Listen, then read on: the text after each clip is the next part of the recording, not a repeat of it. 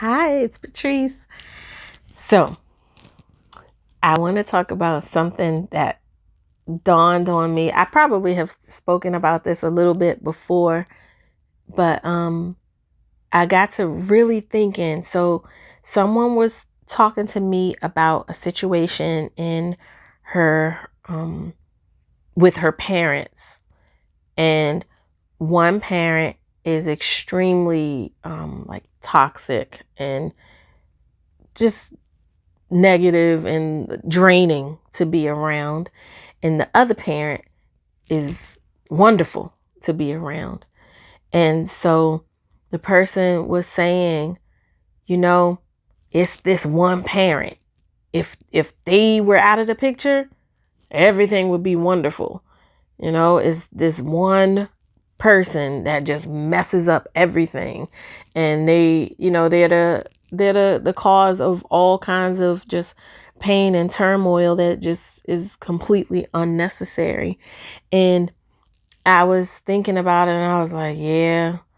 But long after I because I don't even remember when I spoke to this person, but I'm thinking about it now, and my thoughts are that the the obviously toxic parent is not the only one that's a problem, because in a family's in any family system there are roles that people play, and in a toxic one there are still roles that people play. And in order for one person who is highly toxic and destructive and all that bad stuff, in order for them to be able to keep doing what they do, people have to be in agreement. People have to enable that behavior. People have to condone that behavior, and sometimes even participate in that behavior, or else everybody would gang up against that one person and say, listen, you gonna stop. Like, we ain't going for this. And it would have to stop, whether it be that that person is like X out of the picture, like whether they leave or whether they get their stuff together, some other way, therapy or whatever, right? So I'm thinking about it now, and I'm like, yeah, no, that one toxic person is not the only issue here. The other, at least in the situation where it's two parents, and then everybody else is, like the kids, both of those parents are the problem. They both are. Because how do you allow this one parent to rule the roost in a horrible way and hurt all of your kids too? How does that work?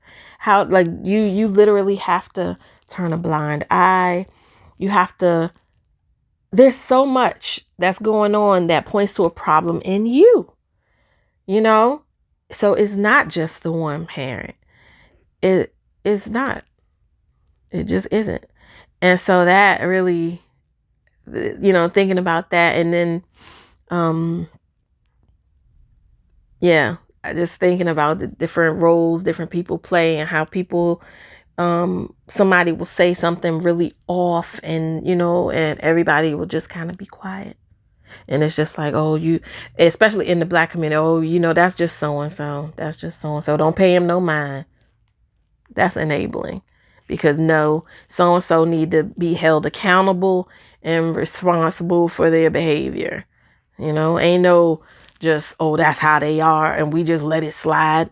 No, especially when there's children involved, and and it's a mess, because what ends up happening is everybody lets it go, and then children are getting damaged, and people, the other adults too, whether they realize it or not, everybody's being damaged by this one toxic person, and they're allowing it. Everybody walk away all messed up and then just go off and infect everybody else.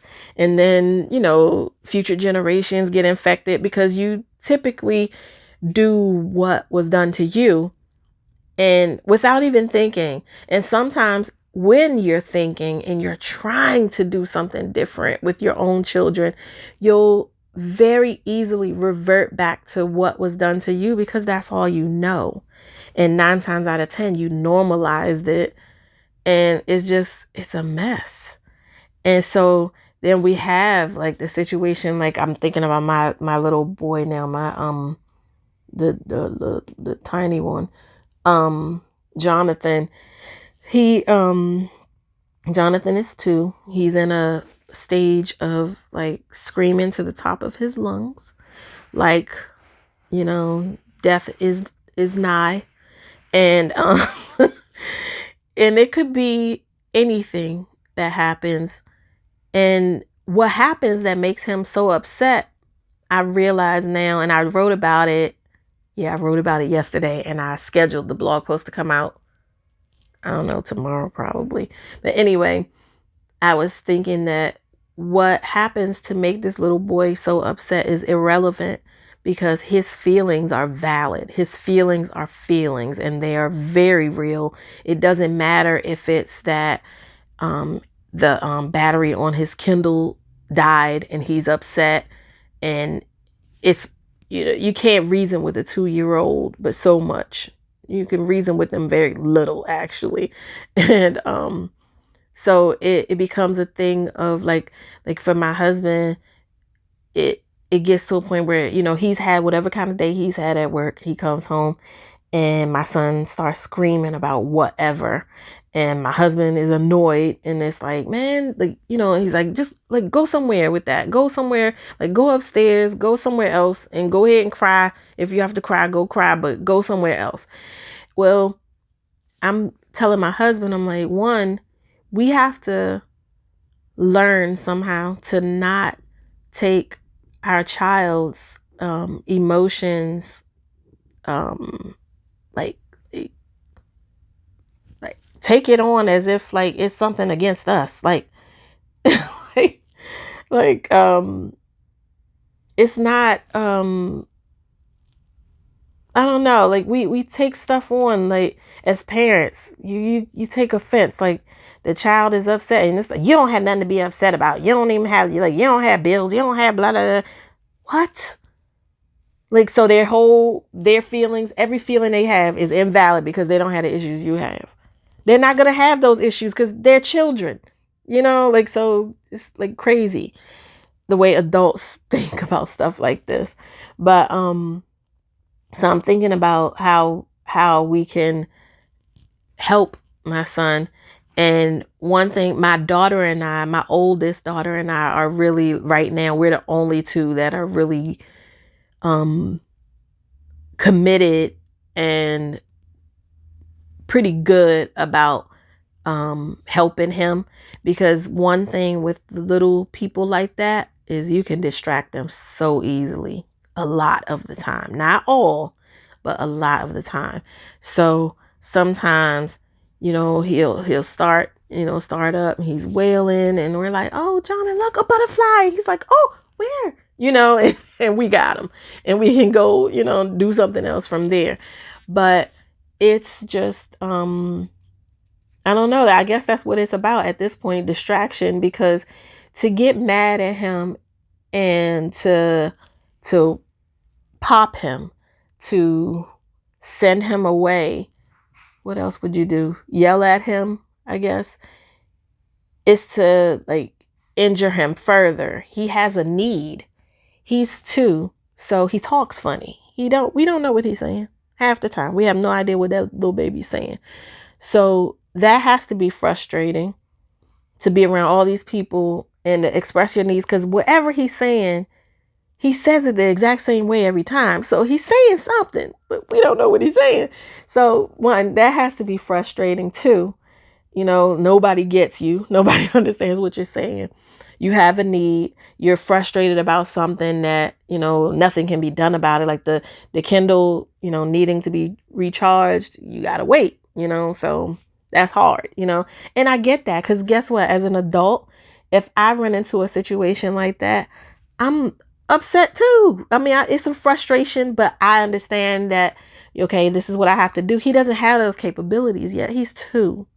So we have to give him room to be 2 and to experience his emotions and everything and help him through it, not yell at him, not send him away or hit him, because then it's like, you know what?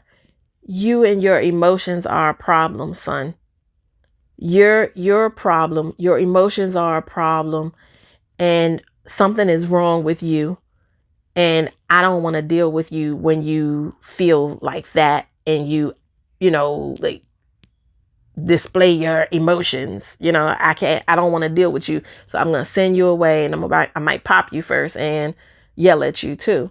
And that's teaching the child that it's not teaching them how to work through their emotions in a healthy manner so that they can, because we don't teach our children, and then when they become adults, they're suddenly supposed to just know. And I'll tell you right now, like, there's another adult male in my life. He said, you know what? I said, what do you do when you're angry? How do you process that? And he's like, stuff it. And I was like, you don't think that's a problem? Like, how long can you stuff something, anything, take any container and stuff it? It's going to feel like to overflowing at some point. And what is that going to look like? We don't know until it does. But why do we have to get there? We need to teach you how to not fill to overflowing. Like when something is coming in, like teach you how to process it and get it out so that you're always free and clear, but like, when you yell and you hitting them and you sending them away, you're teaching them that you're not wanting to be bothered with them at all. And you're teaching them that they are just not important to you, and just so many negative things. And that child is not going to say, my parent is a jerk. No, they're going to say, something's wrong with me. Something is really wrong with me because my parent keeps sending me away and hitting me and yelling at me when I get upset. And so maybe I shouldn't show that I'm upset. Or maybe when I get upset, I'll go and I'll punch myself. Maybe when I get upset, I'll go and I'll start cutting myself. Or maybe I'll take the rubber band and I'll put the rubber band on my arm and I'll pluck myself until I have welts all up and down my arms. I'll do that when I get upset because it's so much. The emotion is so much, And we teach our children to self-destruct. And it's absolutely ridiculous. And then when something happens, something big and bad happens with them, like, we're so surprised. We don't know what could have possibly gone wrong. What could have possibly happened. And like, so that's another thing that I'm thinking about these days. And I'm not saying, as I wrote in my blog post, that I'm not saying that I have all the answers, but I do know the one who does. And I'm willing to stop. And at the times, because there are times when my son's crying does get on my nerves, and that's when I have to step away. And thank God I have my oldest daughter here who is in it with me all the way. My husband is here and out because sometimes he just can't take it. And I think with that too, like, there has to be room for him to be, because he wasn't raised in a healthy environment where he was taught how to process his emotions either. So there has to be room for him to learn, and there has to be room for him to have his moments where he just can't take it too. And then I step up, or, my daughter is able to step up or whatever. And we have to like be in this together and help each other through it. And it's sad that we have to learn as we go and then try to teach our children too.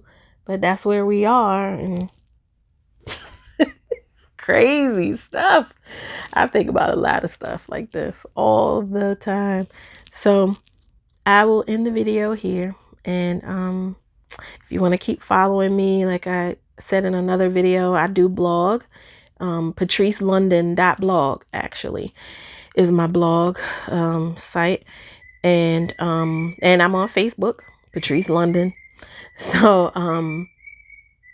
my bird is downstairs singing. I came up here to do the video because the bird was downstairs sitting in the middle of the table sleep. So I was like, I won't bother you. And I came on upstairs to do my videos. Now he's down there singing. So anyway, thanks for watching. I'll see you in the next video. Bye.